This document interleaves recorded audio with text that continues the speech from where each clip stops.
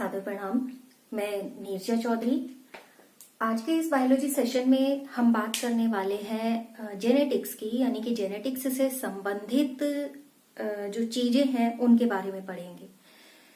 देखिए, शुरुआत अगर हम करें, हम जानते हैं कि जो आनुवांशिकी है उसका जनक कहा जाता है ग्रेगर जॉन मेंडल को। आनुवांशिकी के जनक हैं ग्रेगर जॉन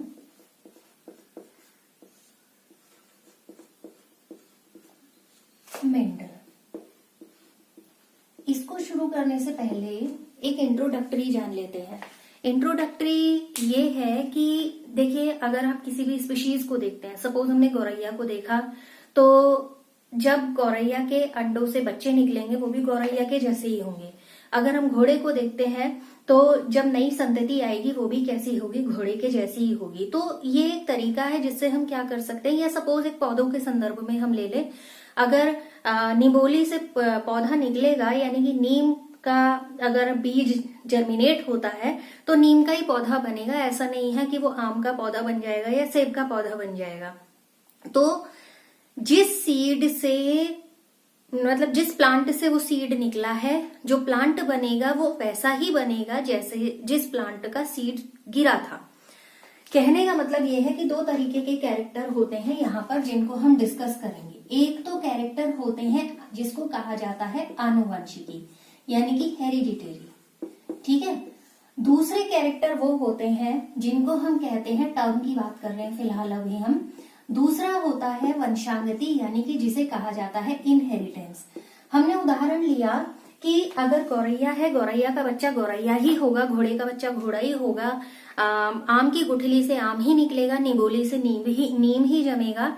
तो ये कुछ ऐसे उदाहरण हैं जिसमें हमें ये पता चलता है कि जो जनकों के लक्षण है वो जनकों के लक्षण अगली संतति तक पहुंच जाते हैं। जब जैसे आम का पौधे का ही उदाहरण लें, गुठली से क्या बना, आम बना। आम का पौधा कहने का मतलब ये है कि जब ये बना तो ये संतति है, यानी कि ऑफ स्प्रिंग है, और ये पेरेंट जेनरेशन है। तो इन दोनों में क्या है, समानता है। तो इन दोनों में ये जो समानता है, यानी कि ऑफ स्प्रिंग में जो जनकों से संबंधित जो भी समानताएं पाई जाती हैं उनको कहा जाता है आनुवंशिकी। दूसरी बात हम करते हैं, वंशागति क्या होती है। जो पेरेंट्स जेनरेशन के लक्षण हैं वो जब संतति में पहुंचते हैं तो उसको कहा जाता है वंशागति, यानी कि एक पीढ़ी से जब दूसरे पीढ़ी तक वो लक्षण पहुंचते हैं उनको कहा जाता है वंशागति। यानी कि एक वंश से दूसरे वंश समझ लीजिए, या एक पीढ़ी से दूसरी पीढ़ी में समझ लीजिए। मीन्स जो मदर पेरेंट के लक्षण है वो किस में आएंगे, जो ऑफस्प्रिंग होगा, संतान होगी, उसमें आएंगे।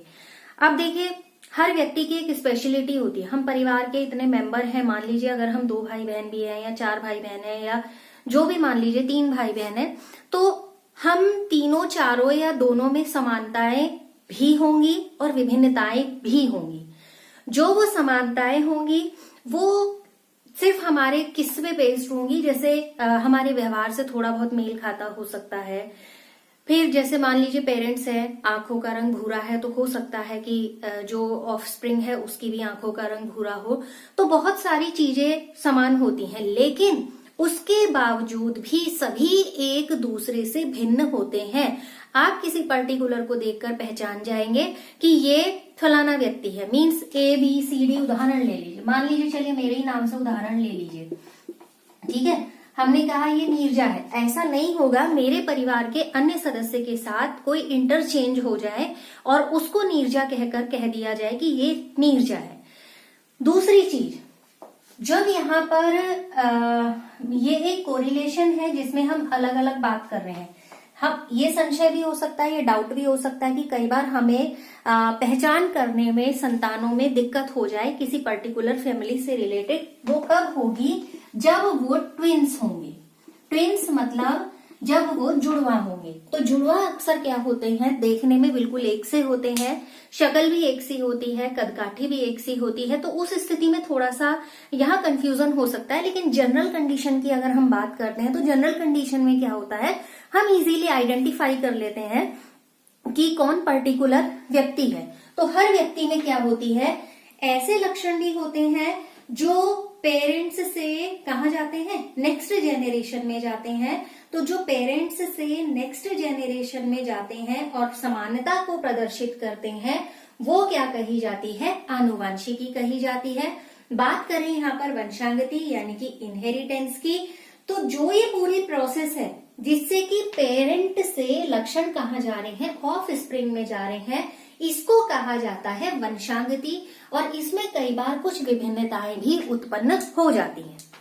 जैसा हमने कहा कि देखिए जो बायोलॉजी है, जो हम जेनेटिक्स पढ़ रहे हैं, आधुनिक जेनेटिक्स का आधुनिक आनुवंशिकी का पिता कहा जाता है बेटसन को। लेकिन जितनी जेनेटिक्स से रिलेटेड जितने भी प्रयोग किए गए हैं, जितनी भी आगे खोजें की गई हैं, वो मेंडल के प्रयोगों पर भी बेस्ड हैं। तो आधारिक जो आनुवंशिकी है, बेसिक जो जेनेटिक्स है, उसका फादर बोला जाता है ग्रेगर जॉन मेंडल को। अब देखिए ग्रेगर जॉन मेंडल के बारे में अगर थोड़ा सा जान ले, ग्रेगर जॉन मेंडल क्या थे, टीचर थे, पादरी थे वैसे तो, लेकिन उन्होंने शिक्षण कार्य भी किया है। तो वो पढ़ाते थे मैथ्स और साइंस।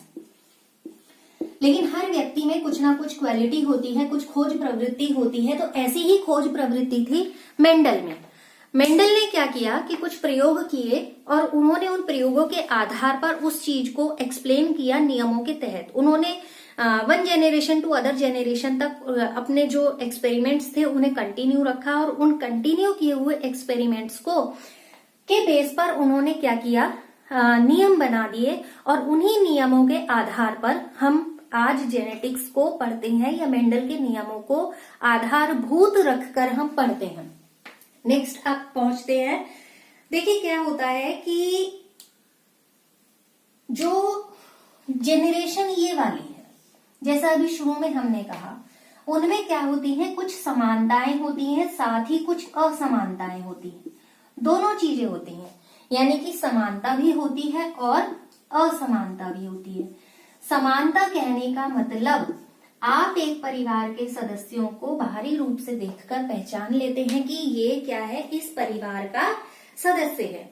अब जैसे मान लीजिए असमानताएं जो होती हैं उन्हीं को कहा जाता है, दूसरे शब्दों में अगर मैं कहूं, वेरिएशन या विभिन्नता। असमानताएं क्या लेकर आती हैं, विभिन्नता लेकर आती हैं, वेरिएशन लेकर आती हैं, जिससे कि नए लक्षण भी बनने शुरू हो जाते हैं। आगे टॉपिक रहेगा तो डिस्कस करते रहेंगे। अगली बात ये करते हैं कि आनुवंशिकी को अगर डेफिनेशन फॉर्म में कहें, डेफिनेशन क्या होती है, आनुवंशिकी या जीव विज्ञान की उस शाखा के अंतर्गत जिसमें हम वंशांगति और विभिन्नताओं का या आनुवंशिकी और विभिन्नताओं का अध्ययन करते हैं, उस शाखा को क्या कहा जाता है, आनुवंशिकी कहा जाता है। किसका अध्ययन करते हैं, आनुवंश इसका और विभिन्नताओं का हम अध्ययन कर रहे हैं।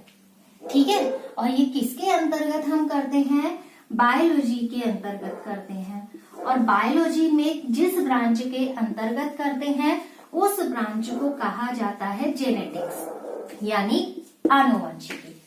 दो तीन महत्वपूर्ण चीजें हैं, father of genetics Gregor John Mendel, और उसके बाद जेनेटिक्स क्या है, डेफिनेशन फॉर्म में विभिन्नता और आनुवंशिकी का अध्ययन है, आनुवंशिकी जो कि जीव विज्ञान की एक शाखा के अंतर्गत है।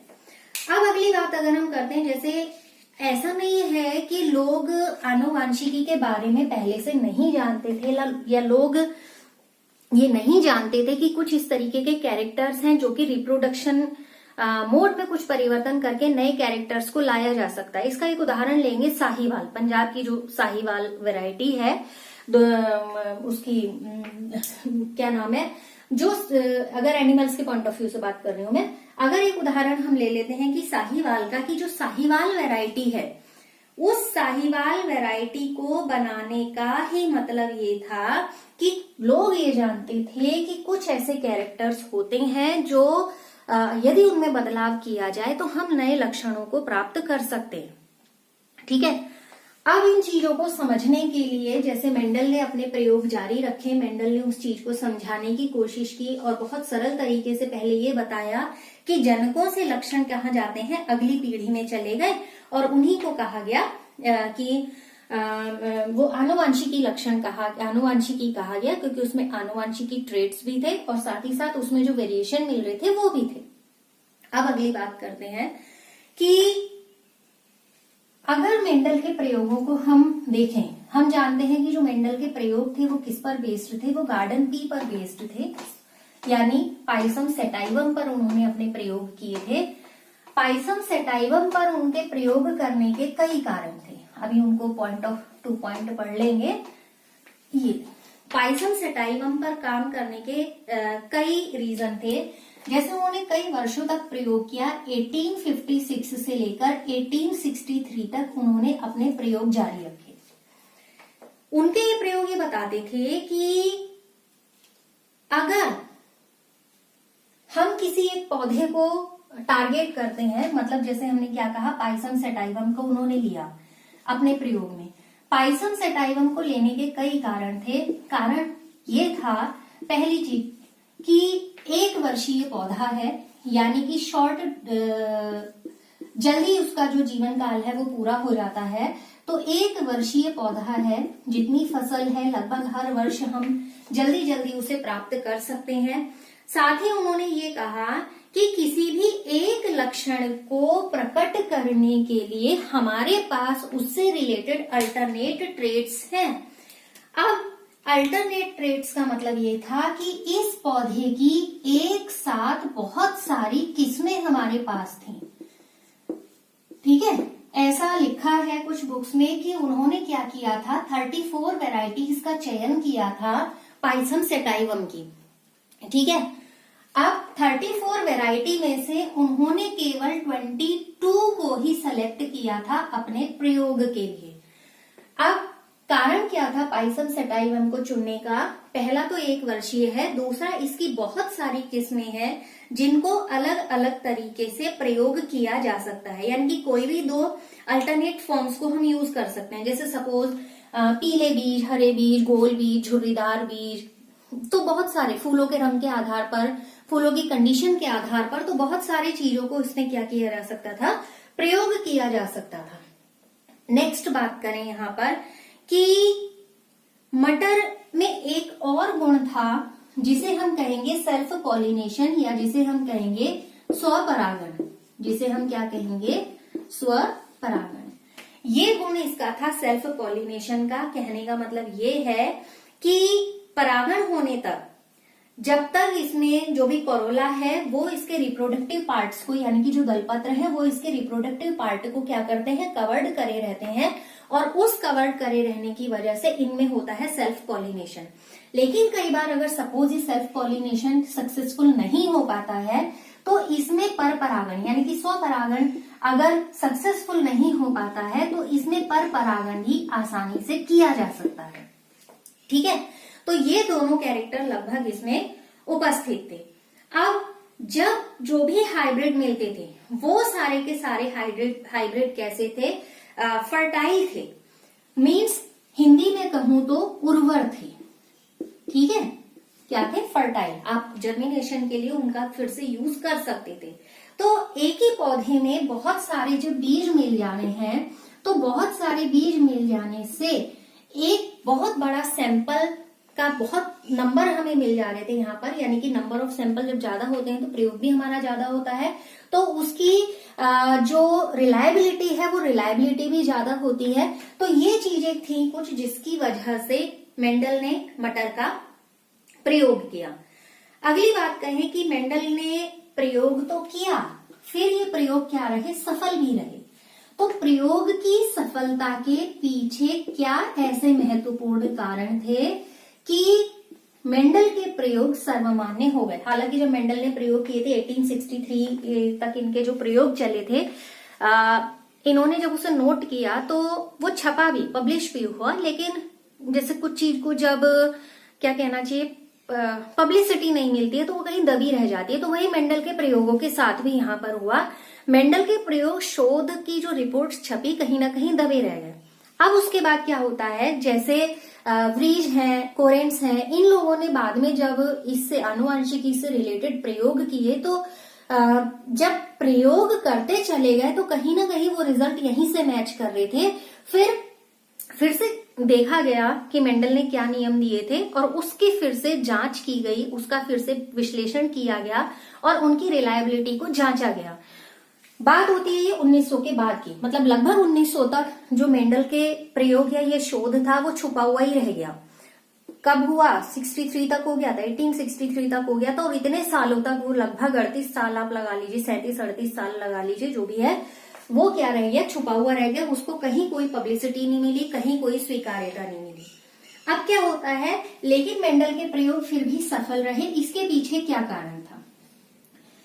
पहला जो महत्वपूर्ण कारण ये था कि उन्होंने ऐसी चीजों के माध्यम से अपने प्रयोगों को एक्सप्लेन किया जो कि स्टैटिस्टिकल एनालिसिस और मैथमेटिकल लॉजिक के आधार पर बने हुए थे। यानी कि सांख्यिकी विश्लेषण किया उन्होंने और गणितीय विश्लेषण के आधार पर या गणितीय तर्कों के आधार पर, मैं इसे विश्लेषण और तर्क ही लिख दे रही हूं, गणितीय तर्कों के आधार पर और सांख्यिकी विश्लेषण के आधार पर इन्होंने क्या किया, प्रयोगों को सिद्ध किया, अपने जो भी एक्सपेरिमेंट था उसे कंटिन्यू किया। दूसरी विशेषता इनकी ये थी, देखिए एक तो क्या होता है, ऐसा कहा जाता है कि जो मेंडल थे उन्होंने मटर के पौधे का जो चयन किया, उस चयन के पीछे लक भी मान लीजिए, कहने का मतलब ये है कि उनका भाग्य था कि मटर के पौधे का उन्होंने चयन किया और इस मटर के पौधे से उन्हें आगे सफलता मिली। तो यहाँ पर कारण दूसरा ये था, जो मटर का पौधा था उससे बहुत बड़ी संख्या में सैंपल मिल जा रहा था, बहुत बड़ी संख्या में, यानी कि बीज की प्राप्ति हो जा रही थी। और इतनी बड़ी सैंपलिंग के आधार पर जो भी रिजल्ट आ रहा था वो विश्वसनीय था, क्योंकि आप 1 या 2 प्रयोग करते हैं, जो रिजल्ट आता है वो विश्वसनीय नहीं रहता। लेकिन यहाँ पर क्या हुआ, जब बड़ी सैंपलिंग में काम किया गया तो वो क्या रहा, इजीली क्या हुआ, एक्सेप्टेंसी बनती चली गई। सफलता का अगला महत्वपूर्ण कारण, हालांकि इसमें भी हम उसको पढ़ सकते हैं ऊपर वाले बिंदु में, उन्होंने मटर का चयन या उनकी सफलता का कारण ये था कि जब उन्हें अपने प्रतिदर्श या सैंपलिंग चाहिए होती थी तो एक छोटे से एरिया में उन्हें अच्छे खासे सैंपल मिल जाते थे, यानी कि बड़ी संख्या में उन्हें सैंपल प्राप्त हो जाते थे। क्योंकि मटर का पौधा लगाने के लिए एक ही पौधे से बहुत सारे बीज मिल जा रहे हैं, साथ ही साथ बहुत बड़ा एरिया नहीं चाहिए था मटर को उगाने के लिए। नेक्स्ट, अगर इससे संदर्भित बात करें कि ऐसे अल्टरनेट फॉर्म्स थे इसमें, वैरायटी जिसको मैं कह दूंगी, एक ऐसे अल्टरनेट फॉर्म थे जिन अल्टरनेट फॉर्म को यूज किया जा सकता था बार बार और उनके बेस पर नए तरीके से प्रयोग किए जा सकते थे।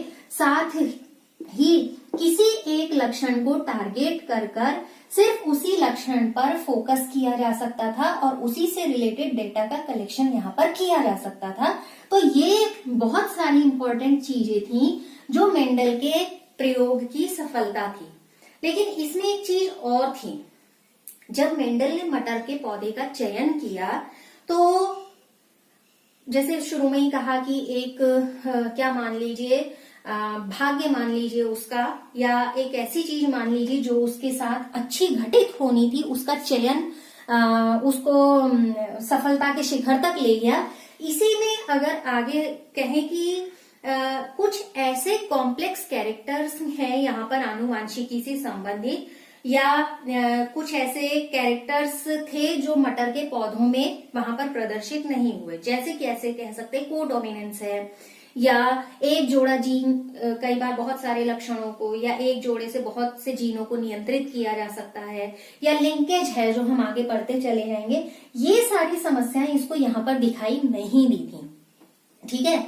लेकिन अब भी जब प्रयोग किया गया, बाद में जब उसके प्रयोग किए गए, प्रयोग करने के बाद भी यहाँ पर जो लाइंस प्राप्त हुई वो वैसी ही मिली जैसे कि मेंडल ने अपने प्रयोगों के आधार पर सेट की थी। तो ये तो था कि आनुवांशिकी होती क्या है, वंशागति क्या होती है, जनक कौन है, मटर का चयन क्यों किया गया और मेंडल को इस प्रयोग में सफलता क्यों मिली।